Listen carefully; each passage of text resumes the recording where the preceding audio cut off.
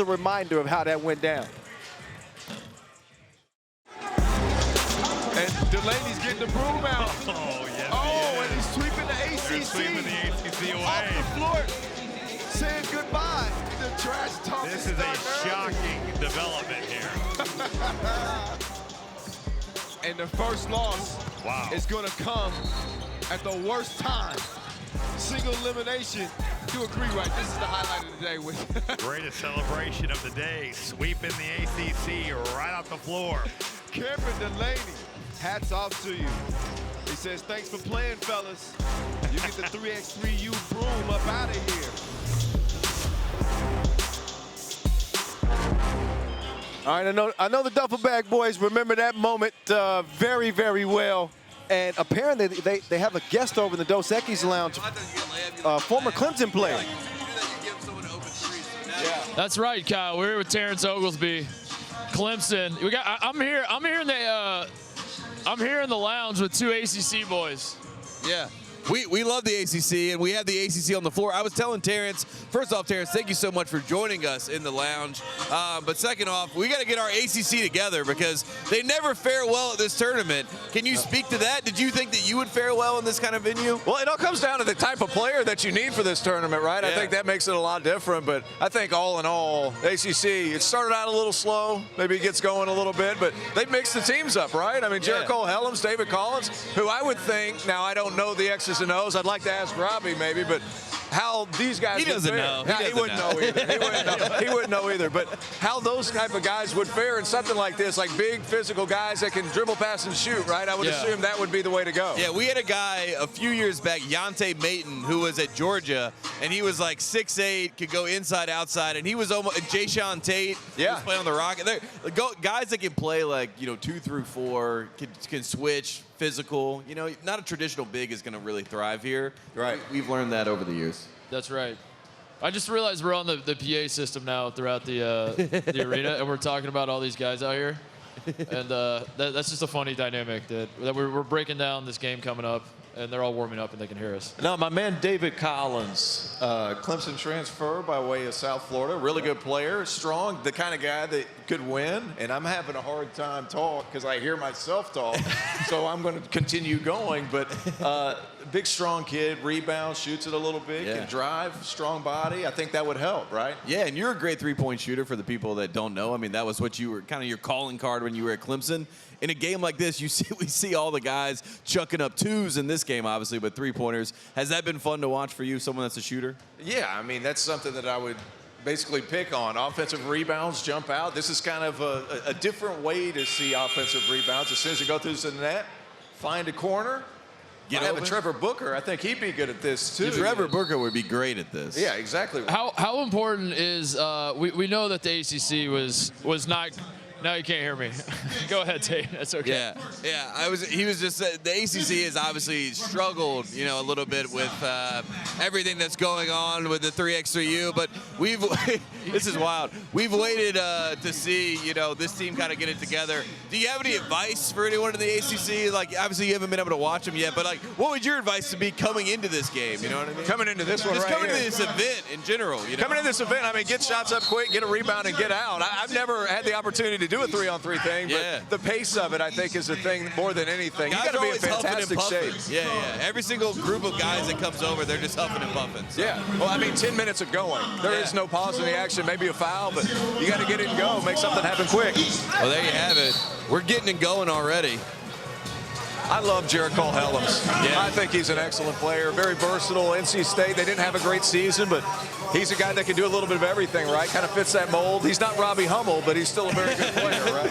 And NC State's going to miss him, man. A 4-year guy that, like you said, he did all the little stuff, he did all the dirty work, and he developed, you know what I mean? I remember him as a freshman and see him now out there. I mean, he's probably the best player on the ACC, a guy that really needs to get going. So hopefully, there he is, pulling up. There he is. Speaking of the devil. Yeah, speaking of the devil. Yeah. He hits shots. There He's you a go. shot maker. He defends. He's a guy that I think, he might get a sniff, maybe a summer league type of deal, but somebody who could end up in France. Gravellina's a high-level European team because of his versatility. Somebody I really like watching. We should talk about that because, we learned early on in the 3x3U, universe that NBA scouts would come, they're all checking out these guys, and I think 200 pro contracts have come out of this event. What do you know about overseas basketball that you maybe see here that you're like, that guy would fit into this game? Well, the versatility sticks out more than anything, and whenever you go over to Europe, and I spent 8 years over there playing. Of course. Whenever you go over to Europe, you need an alpha. You got to have a scorer, and then you need some versatile forwards that guys can guard multiple positions, and then guys that are quick in tight spaces. That's something that you'll see out here in a 3-on-3 setting. You get into that paint, you're able to make decisions. Of course, it's very collapsed. Everything's very tight, but at the same time, small area quickness is huge in Europe. Yeah, absolutely. And, this game is so fun because you really can never catch your breath. You really can never do too much of, getting ahead of yourself because things can change so quickly. And we've seen it with the ACC over the years. They kind of get hit in the mouth, and then they're like, oh, this isn't our game. I mean, there's a little cockiness that comes along with it, right? I mean, there's a little arrogance. But here's the thing. The teams that play hard from the get-go, as soon as it gets to the net, find a spot. Yeah. I mean, that's kind of the things that can succeed here. And the Big Ten, they have thrived in this event. The Big Ten won it the first year. Jay Sean Tate was kind of the star of that team. The last time we did it, the Big Ten and the MAAC, they combined and they won together. And then we had the CAA win in 2019. So we've had the Big Ten kind of be the premier power program. Say it again, Tate. Yeah. Say it again, Tate. Titus is the Big Ten guy over here, so he's championing the Big Ten. I hear a lot about how the Big Ten hasn't won a national title since 2000. That's false. We won 2. We won 2. We won 3x3U national championship twice. So haters. Big versatile forwards, man. Yeah. Big Ten, big versatile forwards. Exactly. That's what they have. Yeah. So I mean, there's a ton of good talent that have come into this event. I'm trying to keep up with the actual gameplay that's going on here as best as I can. Whitfield, a wide open shot.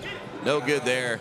Dylan Van Eyck, by the way, he was scouted by Kyle Montgomery, saw him years ago, and when he was 16 years old, saw him, I think he said in Kazakhstan, playing 3-on-3 basketball. So he's a guy that knows how the game goes, and he was drawing up plays. He was the 6th man of the year playing for Rick Pitino at Iona, and he's got his teammate, with him here in Jolly. So the two of those guys are Iona guys, and in the huddle, they were drawing up plays with each other, and I was like, talk about an advantage, having your teammate and also having a coach like Rick Pitino who can draw up anything. That helps.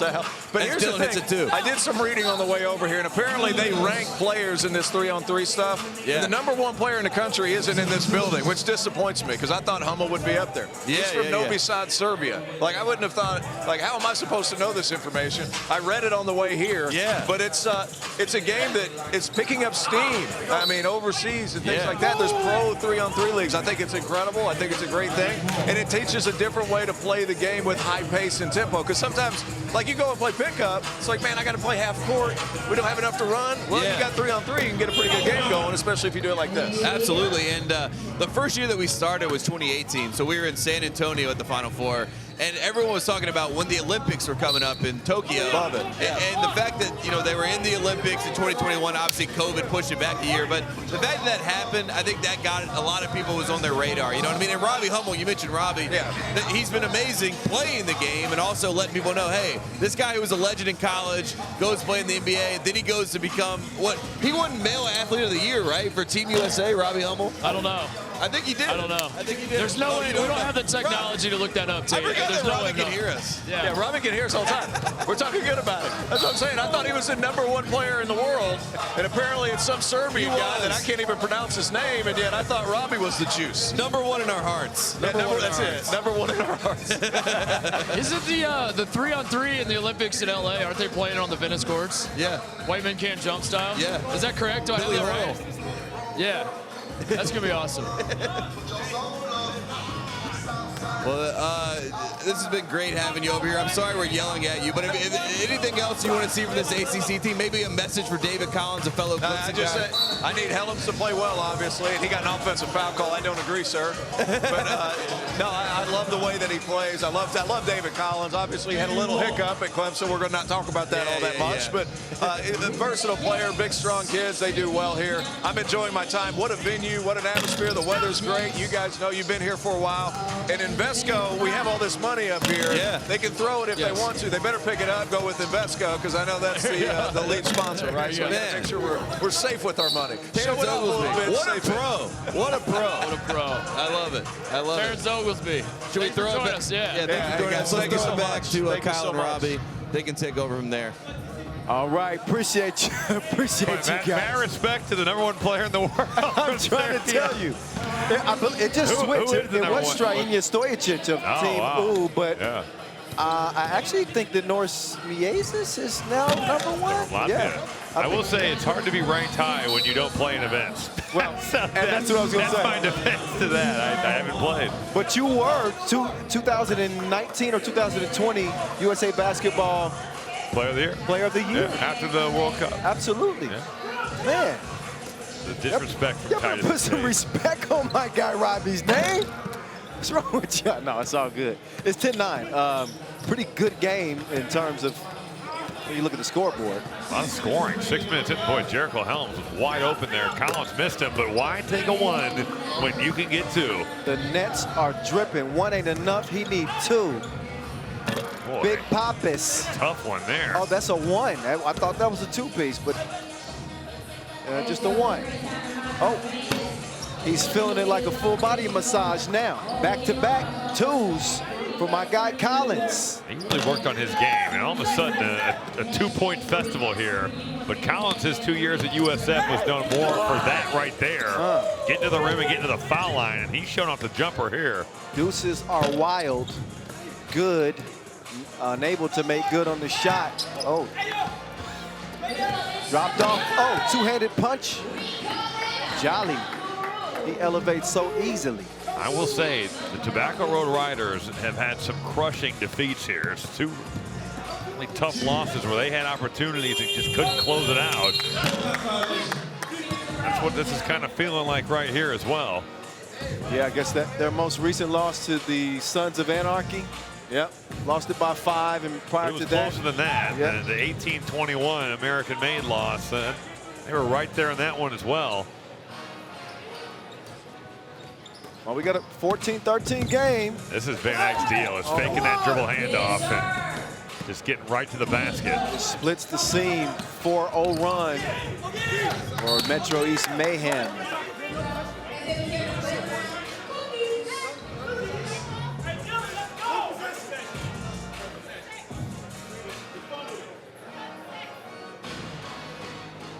.445 officially left, 3 fouls per team. You got the Tobacco Road Riders in the gray. And of course, Metro East Mayhem in the blues. Collins, step back, should have stepped forward, air melded over the blue. Pappas passes up the 2 attempt. He's gonna try to go to work. Instead, he's gonna give it down to special delivery. Foul on the shot attempt. No, I thought it was on the shot attempt. That was on the floor. So they'll check it up top of the key, which is customary in 3x3. The real deal, directing traffic. His pass is tipped. Yeah, I think the officials missed that one. That ball definitely was tipped. Yeah, that was just a slight error. I'm not staying in the same hotel as the officials, so I feel safe saying that. That ball was tipped. Okay, they get one back. That's a foul on Gray. Collins is looking around with a question mark above his head. But you know what? Maybe a little bit of a makeup. Anyway, We get back to it, 15-13. Dime time! Dime time! Jolly to Pappas. Hoop and the harm. He'll have a chance for two the hard way.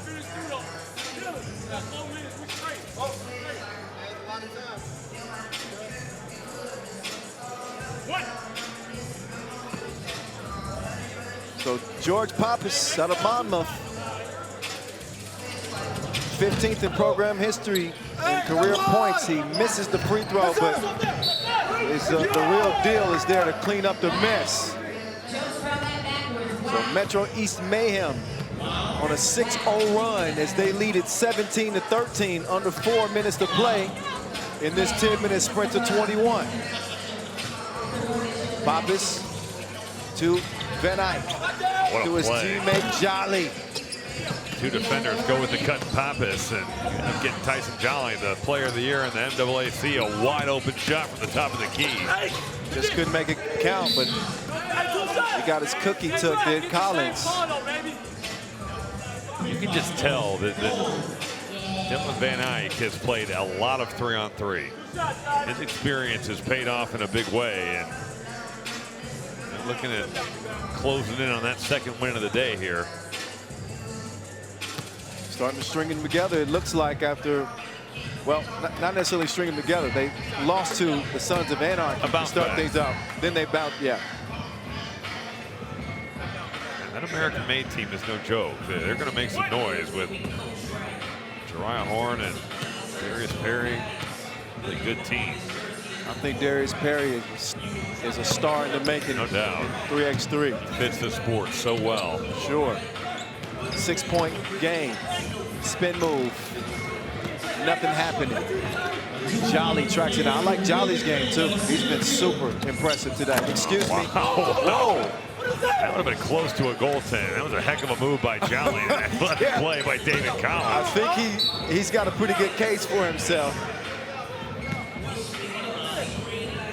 Something probably should have been called there, but you can't catch them all.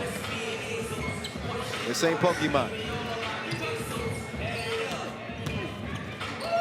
Oh, Jolly, weight room. Man down. You're gonna need some spinach and some potatoes. A 20-13 game, so game point for Metro East Mayhem. This has been the story for the Tobacco Road Riders, where they're right there in these games with about 4 or 5 minutes to go, and it's a little run that separates the pack. Yep, good position here. No need to panic. They got the Tobacco Road Riders in the penalty situation.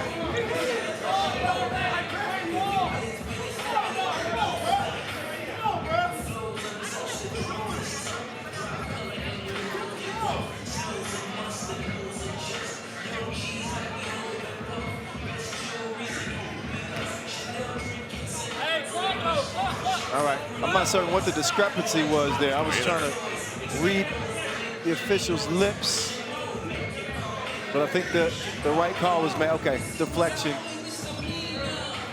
Out of bounds to blue. Collins not giving a clean check. Maybe a little bit frustrated. That one where the referee's going to step in and say, recheck that basketball. Well, by the rule book, that's supposed to be a technical. Yeah. A warning first, then a technical foul. It's the same with defending in the semicircle after a made bucket. But again, okay. Jolly high for the rebound. Van Eyck. Oh, God. I'm not sure where that. I don't even know what to say about that shot.